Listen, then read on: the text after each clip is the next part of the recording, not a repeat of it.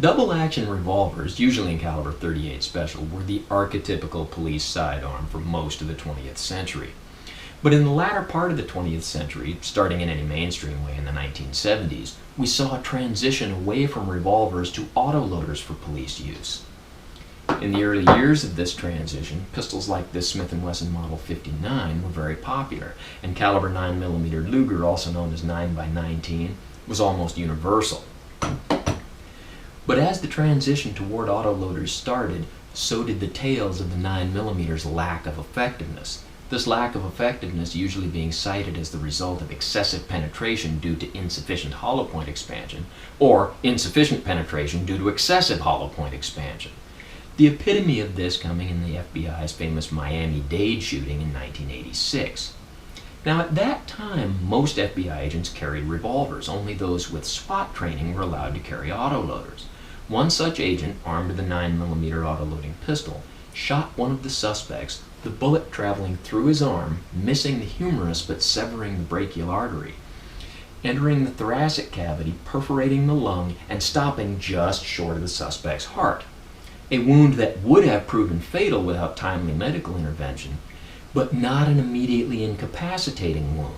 And that suspect went on to fight for several more minutes, during which he inflicted several casualties.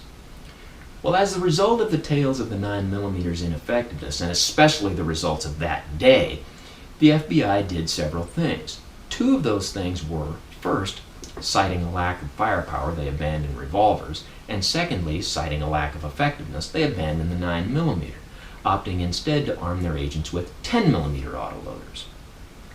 Well, the 10mm is powerful, but it comes with its own list of problems. First and foremost being what many people consider to be excessive recoil. Well, that excessive recoil led to some other things, and the FBI trying several things, and finally this culminating with the introduction of caliber .40 Smith & Wesson in 1990. The .40 Smith & Wesson is more powerful than a 9mm, but not so much that its recoil is considered prohibitive. And although .40 Smith & Wesson ammunition is bigger than 9mm, it does not require a gun with a bigger grip to handle a double-stacked magazine. The larger ammunition does cost you some magazine capacity, but again, not so much that it was considered prohibitive. Well, then .40 Smith & Wesson caught on, became very popular, and so today, pistols like this Glock Model 22 in caliber .40 Smith & Wesson are the ubiquitous police sidearm for the 21st century in the same way that the .38 revolver was for the 20th. But we find ourselves again in a transitional period. Decades after abandoning the 9mm, the FBI is going back to issuing 9mm. Why? Well, accounts vary, but as nearly as I can figure out, the reasoning is that the 9, having less recoil than the .40, can be fired more accurately, especially under conditions where someone has to fire multiple shots quickly. And any lack of effectiveness is no longer an issue due to great strides in projectile technology. This is a conclusion that has caused a lot of controversy.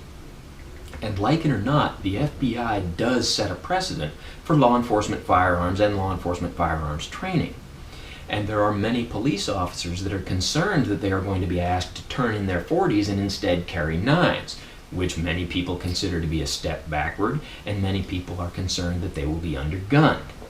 Thus, recently I've been contacted by some police officials from different police agencies asking me to do a presentation on the subject. So what I've got today is two pistols, a Glock Model 17 and a Glock Model 22. These two pistols, in terms of size and weight, are all but identical. The only operational differences being the Model 17 is a 9mm with a 17-shot magazine, and the Model 22 is a .40 Smith & Wesson with a 15-shot magazine. So let's shoot these two pistols side by side and see how they compare for accuracy, speed, and power. Now let's do an accuracy test that a lot of people would consider mundane. I'm going to shoot from 25 yards, just offhand slow fire, and I'll shoot the target on your left with the 9mm and the target on your right with the .40.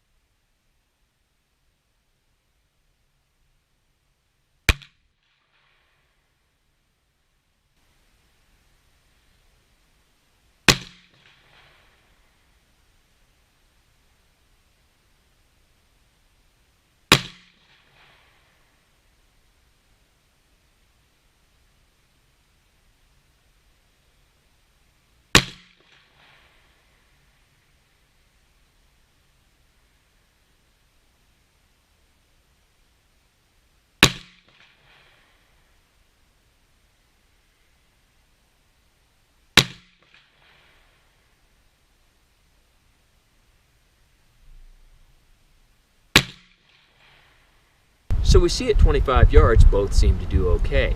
Now I'll go back to 100 yards and do the same drill, slow fire offhand, and again I'll shoot the target on your left with a 9mm and the target on your right with a .40 Smith & Wesson.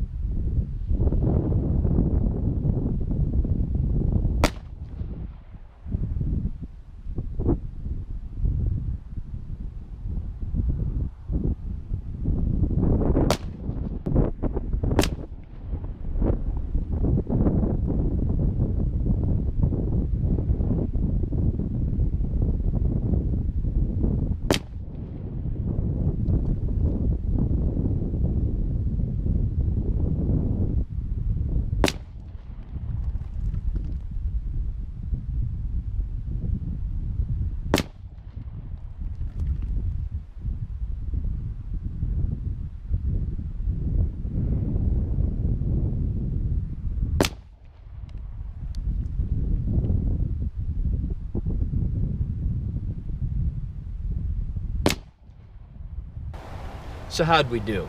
Well, the first thing I want to point out is there are no low hits on either of these targets. Some people may expect a great deal of drop, and how much you get will depend on your ammo, but in this case, very little drop to be seen. As far as the accuracy comparison, I fired 6 shots at each of these targets, and each of them has 5 hits on it. The 9mm group may appear to be a little more centered, but if you put a numerical score on this, with the 9mm I got a score of 39, with the .40 I got a score of 36. Well, slow fire is one thing, but the intended use of these firearms might require shooting at a little more rapid pace. So I'll go back 10 yards, and again I'll shoot the target on your left with the 9 and the target on your right with the .40.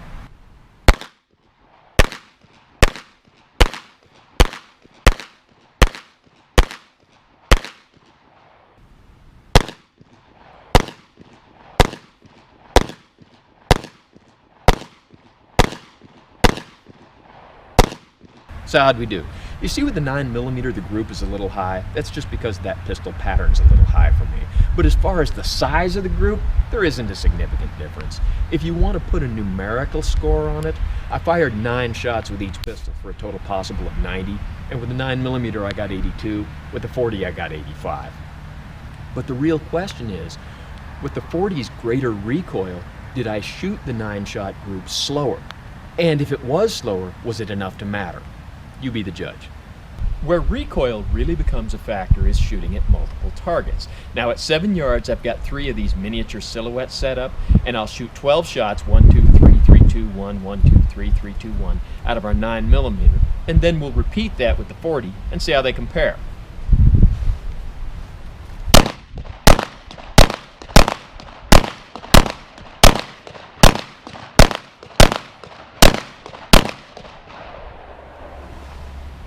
Let's take a closer look. So how'd we do? Well, we've got 4 shots on each target for a total possible of 40 points. And we got 40, 39, and 40. So not too bad with the 9mm. Now let's try that with the .40 Smith & Wesson.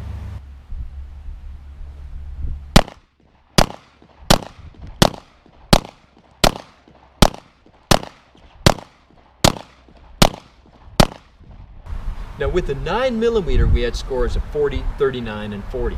With the caliber .40 Smith & Wesson, we have scores of 40, 38, and 40. A difference in score, not enough to talk about. A difference in speed, you be the judge. Now it's time to try some expanding bullet ammunition. We'll start with our 9mm and our favorite target, soda jugs. And the ammunition I'm going to use is this Federal 115 grain jacketed hollow point.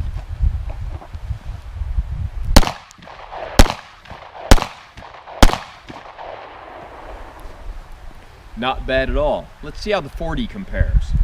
Now for our .40 we'll also use the Federal, but this is a 180 grain jacketed hollow point.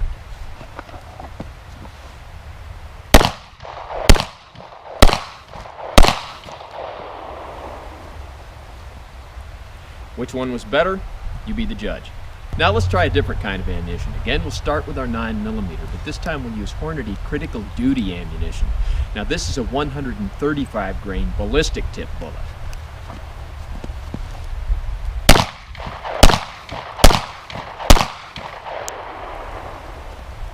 Now let's see how that compares to 40. And the critical duty ammunition for 40 Smith & Wesson is a 175 grain ballistic tip.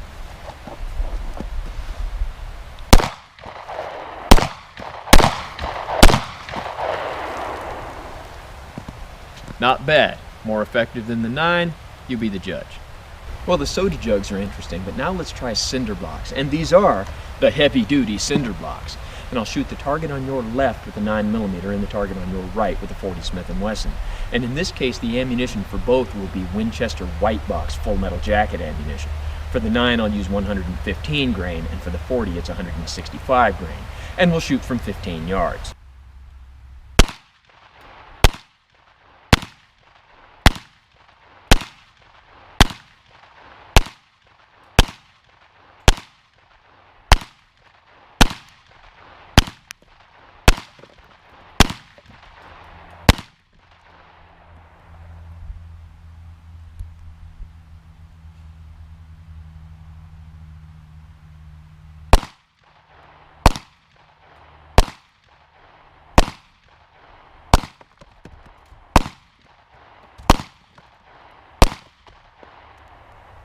So we can shoot cinder blocks and soda jugs and everything else, and those things tell us what they tell us.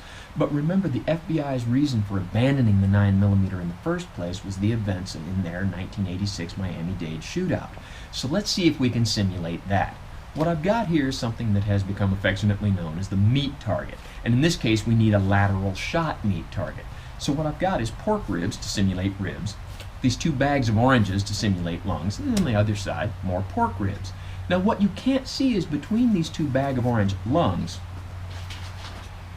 we've got sections of beef heart. And there's a couple of them in there, which together form about the same thickness as a human heart. And we'll just call the plastic bags pericardium.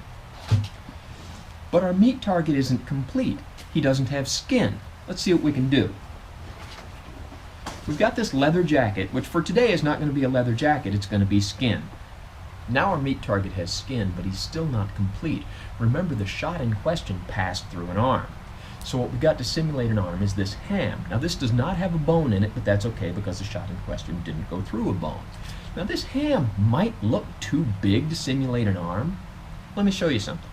This ham looks like it's too big around to simulate an arm, but that's just an optical illusion. I measured this. It is in fact smaller than my arm.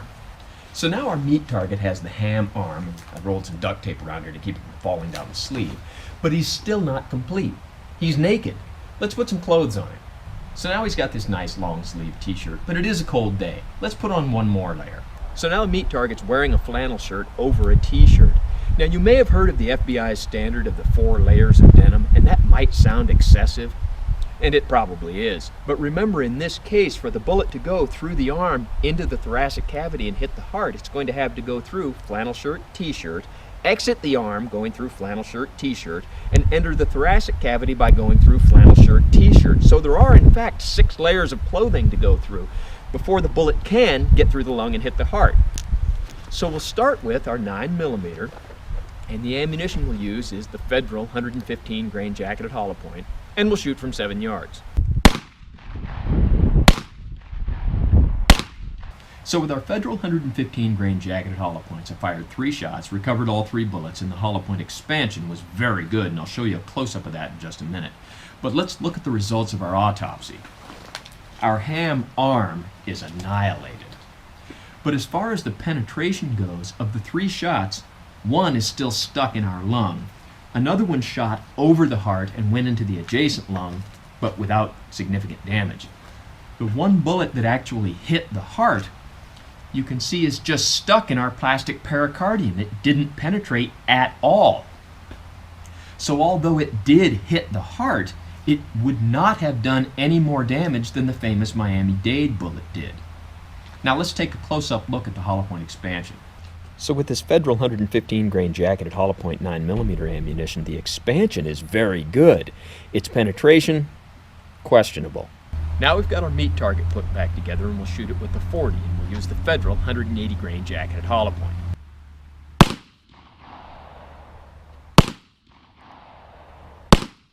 So we've got our meat target disassembled. Let's see how the Federal 180 grain 40 Smith & Wesson rounds did.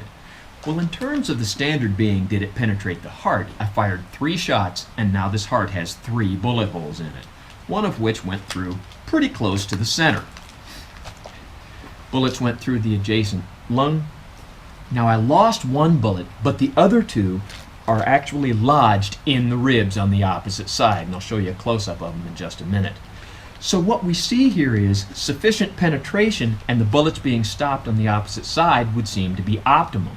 Now we lost 1 bullet, but since the other 2 are stuck in the ribs, we have to presume that the 3rd bullet passed through with almost no energy left and would have been pretty much no danger to anyone.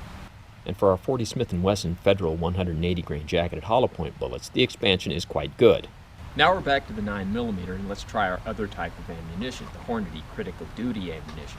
As where the Federal was 115 grain hollow point, this is 135 grain ballistic tip. Now the concept is, being a ballistic tip, it won't be encumbered so much by the clothing, and with the heavier bullet, it should retain more energy and give us more penetration. Let's see if it really does that.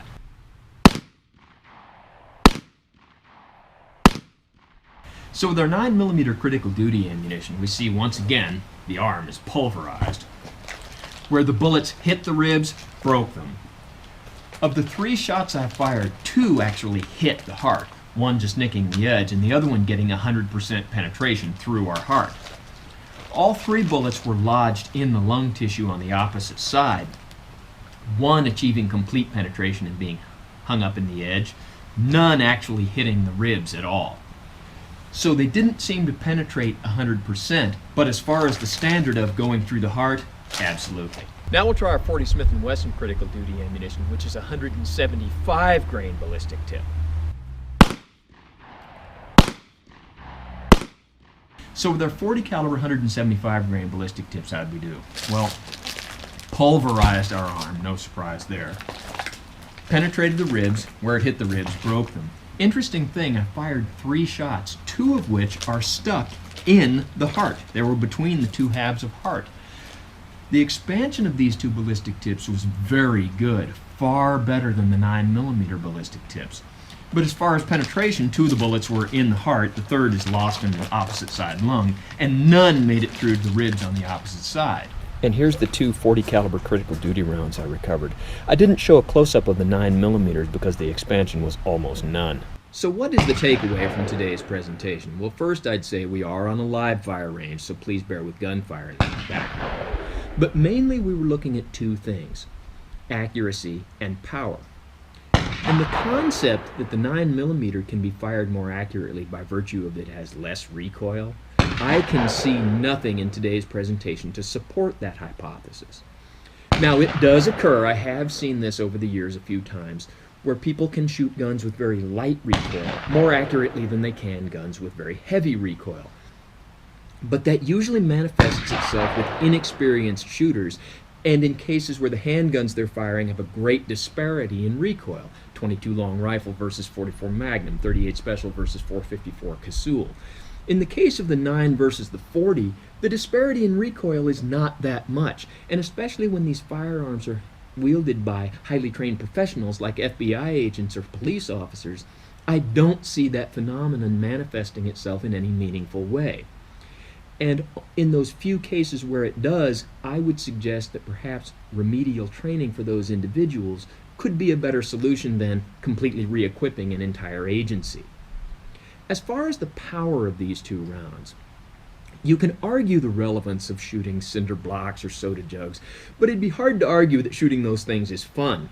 And on the cinder block demonstration, we saw that the cinder block was reduced to rubble by the 40 with roughly half as many rounds as it took to get the same result with the 9mm. Obviously, the 40 is more powerful in cases like that.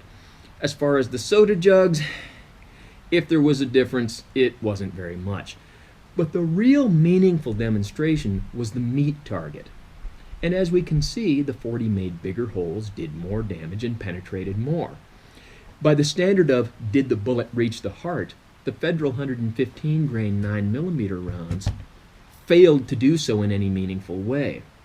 The critical duty rounds were absolutely more effective in terms of penetration, but their expansion and their damage to the tissue just wasn't all that impressive. Again, not nearly as much as the 40.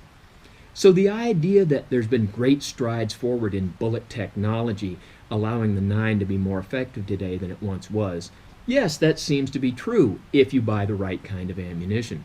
But as far as the 9mm being of equal power to the 40, and will it have equal stopping power, by today's presentation I would have to say no, it does not. So, if you've spent all this time watching me shoot all this stuff, thank you for your attention, and thanks for watching the 9 versus 40 video.